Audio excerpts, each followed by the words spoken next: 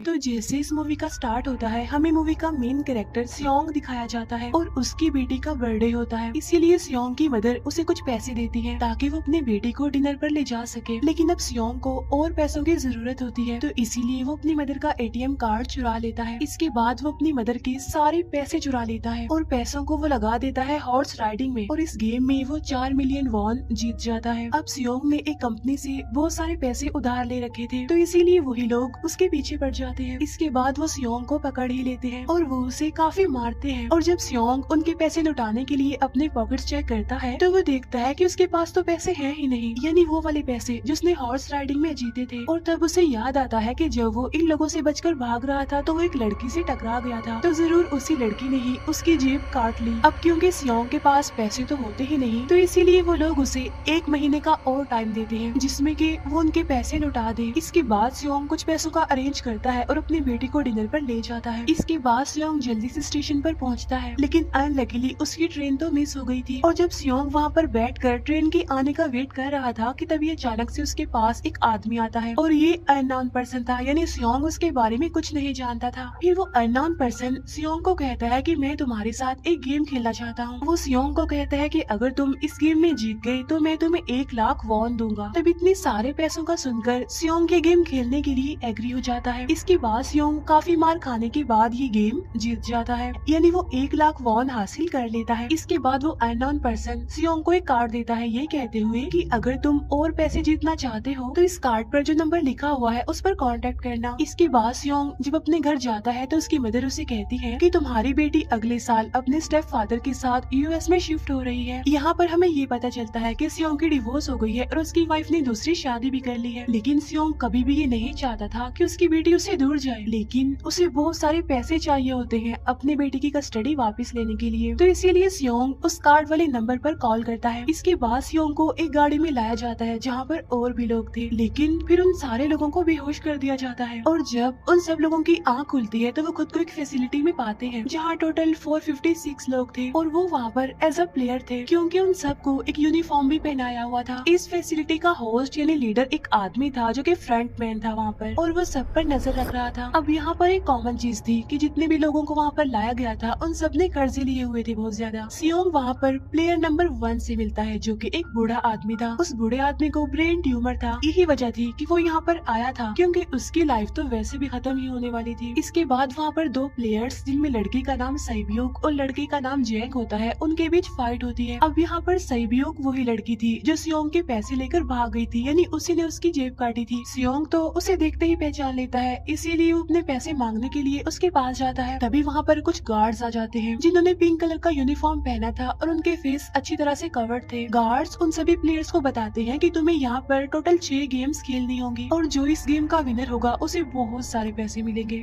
इसके बाद उन सबसे एक कॉन्ट्रैक्ट पर साइन करवाया जाता है और इस कॉन्ट्रैक्ट के 3 मेन रूल्स थे। पहला रूल ये कि कोई भी प्लेयर अपनी मर्जी से गेम को छोड़कर नहीं जा सकता। दूसरा रूल ये होता है कि जो भी प्लेयर खेलने से मना करेगा तो उस प्लेयर को एलिमिनेट कर दिया जाएगा, और उनके मुताबिक एलिमिनेट का मतलब क्या था ये तो हम आगे ही जानेंगे। गेम का तीसरा रूल ये था कि अगर मेजोरिटी इस गेम को खेलना नहीं चाहती तो वो इस गेम को छोड़कर जा सकते हैं। इसके बाद उन सबको गेम के लिए ले जाया जाता है। अब यहाँ पर सियोंग अपने क्लासमेट सैंगवू से भी मिलता है जो कि उसे बचपन से जानता था। सियोंग उसे वहाँ पर देखकर काफी हैरान होता है क्योंकि वो तो किसी बिजनेस के लिए आउट ऑफ कंट्री चला गया था। अब पहले गेम के लिए वहाँ पर एक काफी बड़ी डॉल थी और इस गेम का रूल काफी सिंपल था, और वो ये था कि डॉल जब भी गाना गाएगी उन सबको आगे बढ़ना है, और जैसे ही वो गाना गाना बंद करेगी तो उन सबको रुक जाना है और मूव नहीं करना है, और अगर कोई हिल गया तो उसे एलिमिनेट कर दिया जाएगा। अब स्टार्टिंग में तो ये सब कुछ उन्हें किसी प्रैंक की तरह लग रहा था, लेकिन जब एक लड़का हिल जाता है तो उसे शूट करके मार दिया जाता है, और यही होता है एलिमिनेट का मतलब, यानी उन्हें मार दिया जाएगा। अब ये देखकर वो सारे लोग काफी घबरा जाते हैं और उन्हें पता चल चुका था कि वो खतरे में है, इसीलिए लोग डरते हुए पैनिक करते हुए इधर उधर भागने लगते हैं।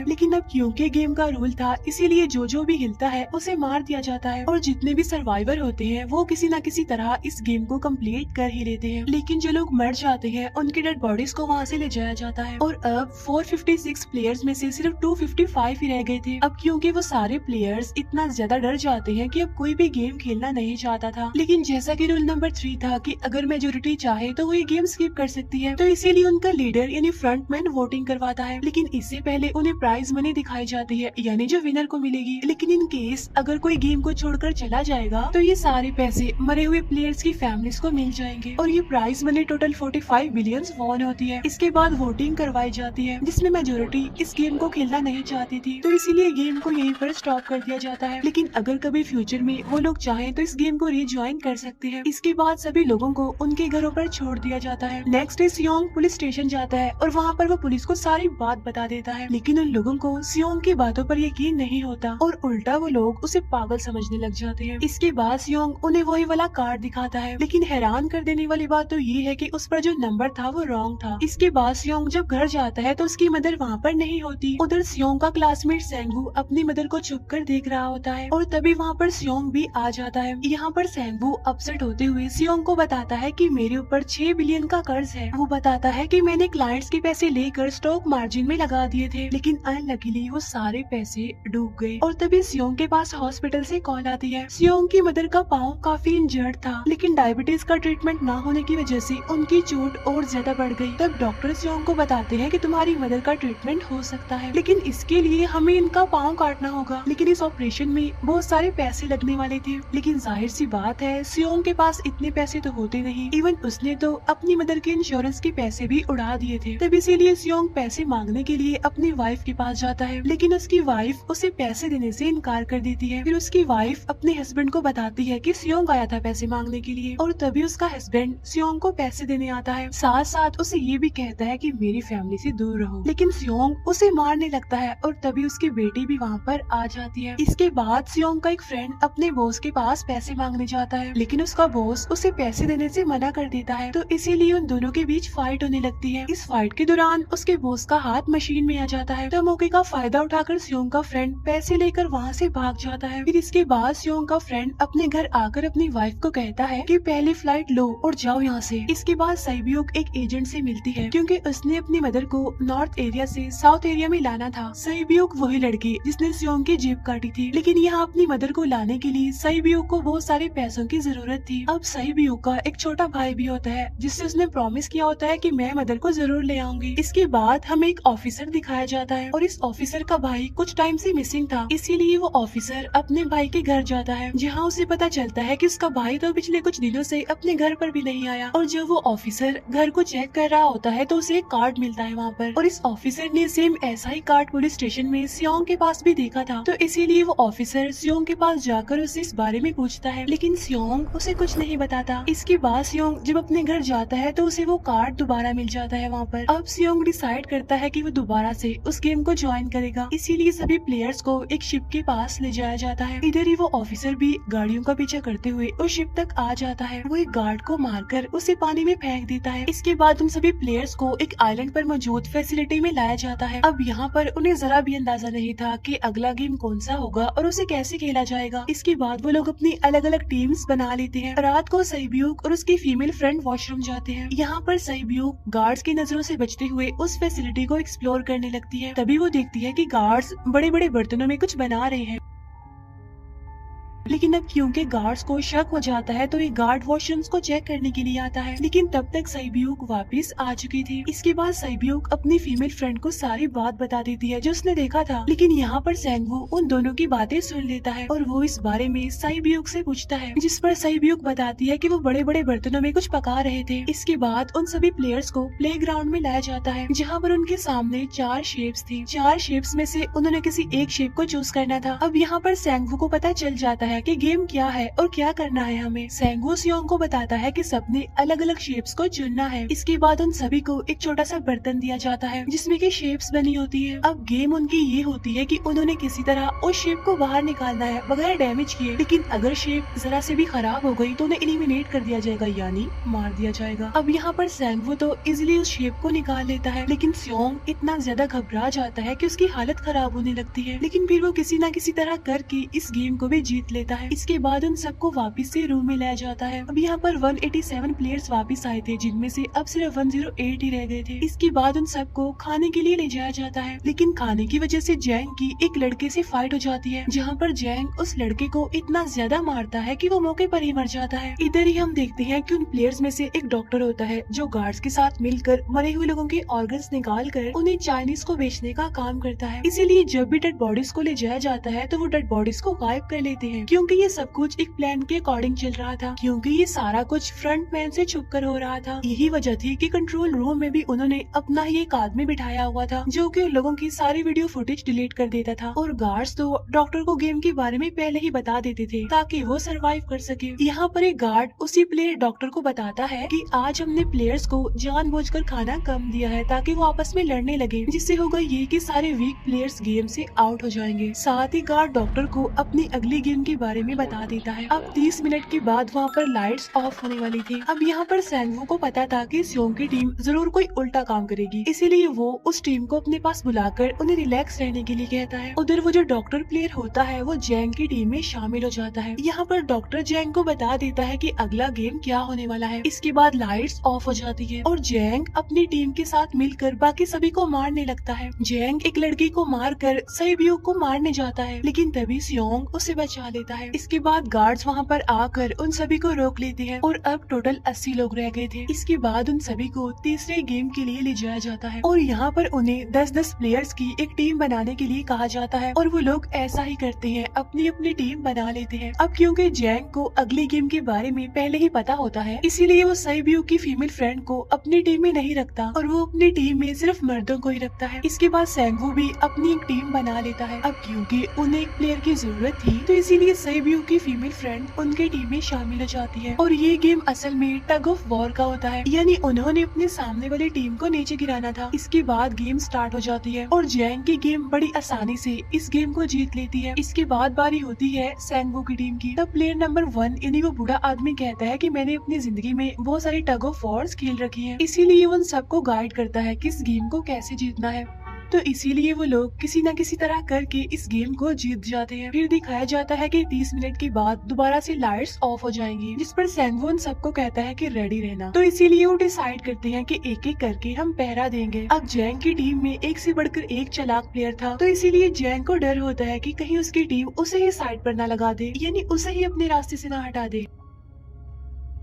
दूसरी तरफ डॉक्टर और गार्ड्स मिलकर डेड बॉडी की ऑर्गन्स निकाल रहे होते हैं और इन ऑर्गन्स को डिलीवर करने जाना था गार्ड नंबर 28 एंड 29। तब वो सभी एक डेड बॉडी के बारे में बातें करने लगती हैं जिसकी सिर्फ एक किडनी थी और वो उसे ज़ॉम्बी कह रहे थे। अब यहाँ पर जो गार्ड नंबर 29 था, यानी जिसने वो ऑर्गन्स डिलीवर करने जाने थे, वो कोई और नहीं बल्कि वो ऑफिसर था जो गार्ड के बेस में वहाँ पर आया था। और ये सब बातें सुनकर उसे शक होता है कि शायद ये लोग मेरे भाई की बात कर रहे हैं, क्योंकि उसकी भी एक ही किडनी थी। इसके बाद नंबर 28 और 29 यानी वो ऑफिसर ऑर्गन्स को डिलीवर करने के लिए चले जाते हैं। रास्ते में वो ऑफिसर नोटिस करता है कि टनल में तो बॉम्ब लगा हुआ है। तब नंबर 28 उसे बताता है कि जब हम यहाँ से बाहर निकलेंगे तो इस जगह को ब्लास्ट कर दिया जाएगा। अब यहाँ पर वो ऑफिसर नंबर 28 से और इन्फॉर्मेशन लेने की कोशिश करता है, इसीलिए नंबर 28 को उस पर डाउट होने लगता है, इसीलिए वो उस ऑफिसर को अपना फेस दिखाने के लिए कहता है। अब यहाँ पर वो ऑफिसर अपना फेस भी दिखा देता है, साथ साथ वो नंबर 28 पर गन पॉइंट भी कर देता है। साथ साथ वो ऑफिसर उससे एक किडनी वाले आदमी के बारे में पूछता है कि वो कौन है जिसे तुम ज़ॉम्बी कहते थे, जिस पर वो नंबर 28 उससे कहता है कि वो तो एक लड़की थी। अब यहाँ पर नंबर 28 उस ऑफिसर को कहता है कि तुम लीडर के रूम में जाकर सारी इन्फॉर्मेशन देख सकते हो, वहाँ पर सबका डाटा है। ये जानने के बाद वो ऑफिसर नंबर 28 को मार डालता है। उधर वो डॉक्टर गार्ड से अगली गेम के बारे में पूछता है, लेकिन इस बार गार्ड्स को भी अगली गेम के बारे में पता नहीं होता। तब इसीलिए डॉक्टर को गुस्सा आ जाता है और वो एक गार्ड को पकड़ लेता है और उनकी फाइट होने लगती है। इसी फाइट में डॉक्टर उस गार्ड को मार कर वहाँ से भाग जाता है। इसके बाद एक गार्ड भी उसका पीछा करता है और वो दोनों प्लेग्राउंड में आ जाते हैं। यहाँ पर गार्ड डॉक्टर को अपनी बातों में फंसाकर उसे मारने वाला होता है, लेकिन तभी लीडर यानी फ्रंटमैन आकर उसे मार डालता है और बाद में वो उस डॉक्टर को भी मार डालते हैं। साथ साथ इन्हीं वहीं पर नंबर 28 की डेड बॉडी भी मिल जाती है, जिससे इन्हें ये पता चल जाता है कि फैसिलिटी में कोई घुस गया है। उधर वो ऑफिसर लीडर यानी फ्रंटमैन के रूम तक पहुँच जाता है। तो वो चेक करते करते एक ऐसे रूम में जाता है जहाँ पर सबके रिकॉर्ड्स थे और जब वो ऑफिसर रिकॉर्ड चेक कर रहा होता है तो उसे सभी विनर्स की एक लिस्ट मिलती है जिसमें उसके भाई का भी नाम था, यानी वो भी कभी विनर था। उधर सभी प्लेयर्स को फोर्थ गेम के लिए ले जाया जाता है जहाँ पर उन सबको अपना अपना पार्टनर चुनने के लिए कहा जाता है और वो प्लेयर्स करते भी ऐसा ही है, अपना अपना पार्टनर चुन लेते हैं। सहयोग की फीमेल फ्रेंड भी अपना पार्टनर ढूंढने की कोशिश करती है लेकिन कोई भी उसका पार्टनर बनने को तैयार ही नहीं था। इसके बाद सभी प्लेयर्स को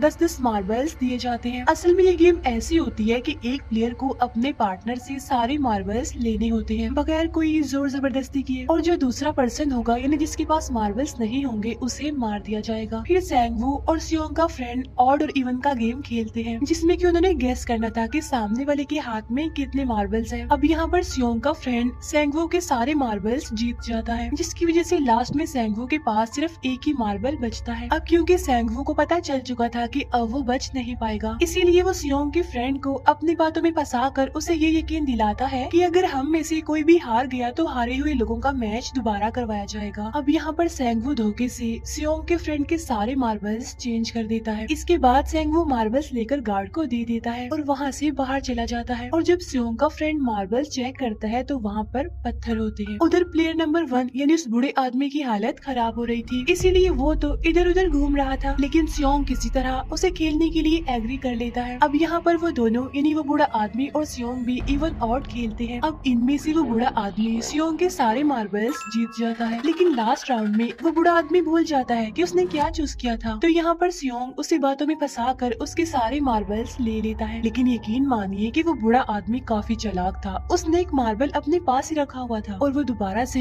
इधर उधर घूमने लगता है। अब यहाँ पर सियोंग उसे रिक्वेस्ट करता है कि प्लीज मेरे साथ एक और गेम खेलो ना। तब यहाँ पर वो बूढ़ा आदमी कहता है कि मुझे पता है कि तुमने सारे मार्बल्स धोखे से लिए हैं मुझसे। वो कहता है कि मुझे सब पता था, बस मैं पागल बनने की एक्टिंग कर रहा था।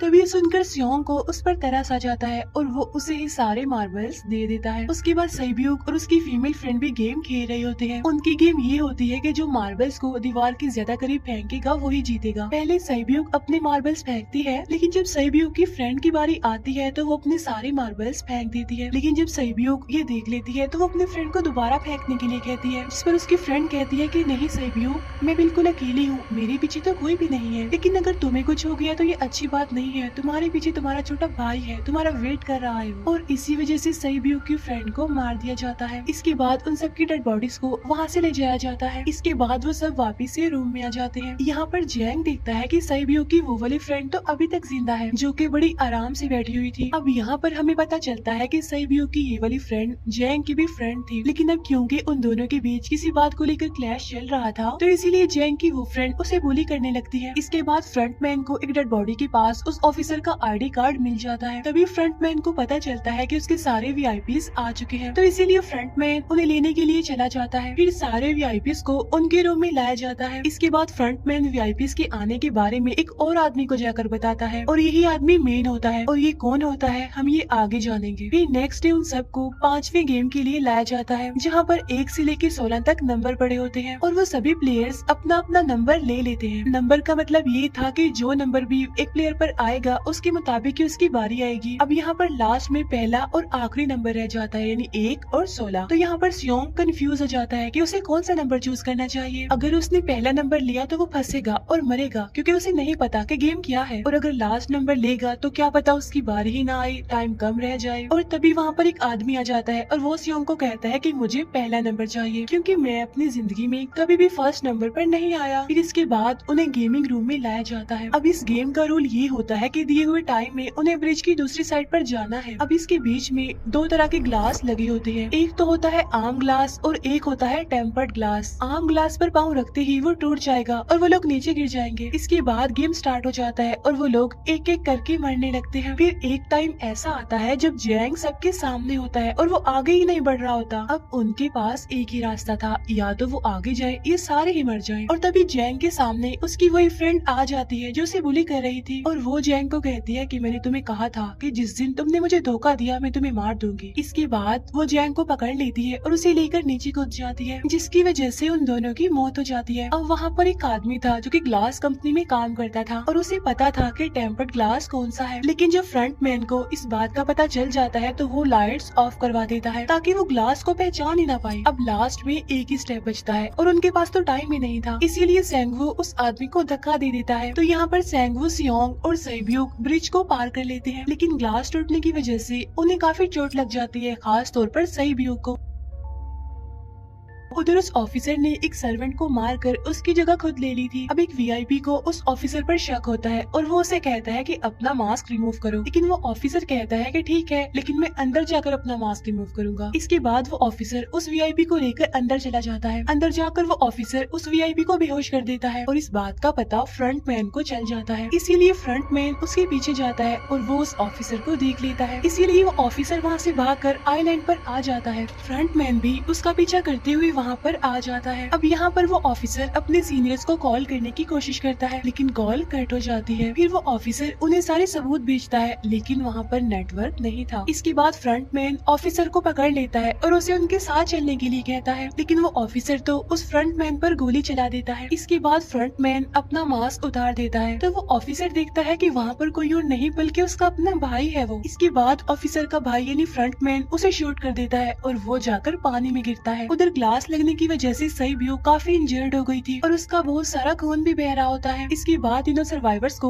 डिनर के लिए ले जाया जाता है और उनके पास एक एक नाइफ भी रख दिया जाता है, मतलब रात में उन तीनों में से कोई भी एक दूसरे को मार देगा। तभी सियोंग नोटिस करता है कि सेब्यूक की हालत काफी खराब है, इसीलिए वो सेब्यूक को कहता है कि फिक्र मत करो, हम दोनों साथ हैं और इस गेम में हम दोनों मिलकर सेंगवू को हरा देंगे। इसके बाद हम दोनों यहाँ से बाहर निकल जाएंगे और पैसों को आधा आधा डिवाइड कर लेंगे। सेब्यूक उसे बताती है कि मेरा एक छोटा भाई है जिसे मैं ऑर्फनेज में छोड़कर आई हूँ और अगर हम दोनों में से कोई भी जिंदा बचकर बाहर जाएगा तो उसे उन दोनों की फैमिलीज का ख्याल रखना होगा। अब सेब्यूक की हालत काफी खराब थी, उसे डॉक्टर की जरूरत थी, इसीलिए सियोंग कोई मदद लाने के लिए जाता है, लेकिन जब तक वो वापस आता है तब तक सेंगवू सेब्यूक को मार चुका था। फिर नेक्स्ट डे उन दोनों को गेम नंबर 6 यानी लास्ट गेम के लिए ले जाया जाता है। गेम का रूल बड़ा ही सिंपल था कि मार दो या मर जाओ और इस गेम का नाम होता है स्क्विड गेम। इसके बाद गेम स्टार्ट हो जाती है और उन दोनों के बीच काफी फाइट होती है, लेकिन लास्ट में सेंगवू की हालत खराब होने लगती है। तभी सियोंग कहता है कि मैं इस गेम को रोकना चाहता हूँ और तभी सियोंग सेंगवू को उसके साथ चलने के लिए कहता है, लेकिन सेंगवू तो अपने आप को ही मार डालता है, जिसकी वजह से सियोंग गेम जीत जाता है। फिर फ्रंट मैन सियोंग को कहता है कि तुम बहुत अच्छा खेले, लेकिन मुझे इसकी उम्मीद नहीं थी। इसके बाद सियोंग को उसके घर पर छोड़ दिया जाता है और उसके पास एक एटीएम कार्ड भी था और जब सियोंग उस एटीएम कार्ड को जाकर चेक करता है तो वो दिखता है कि सारे पैसे उसके अकाउंट में भेज दिए जाते हैं। इसके बाद सियोंग अपने घर जाता है, लेकिन तब तक उसकी मदर की डेथ हो जाती है। इसके बाद हमें 1 साल बाद का सीन दिखाया जाता है,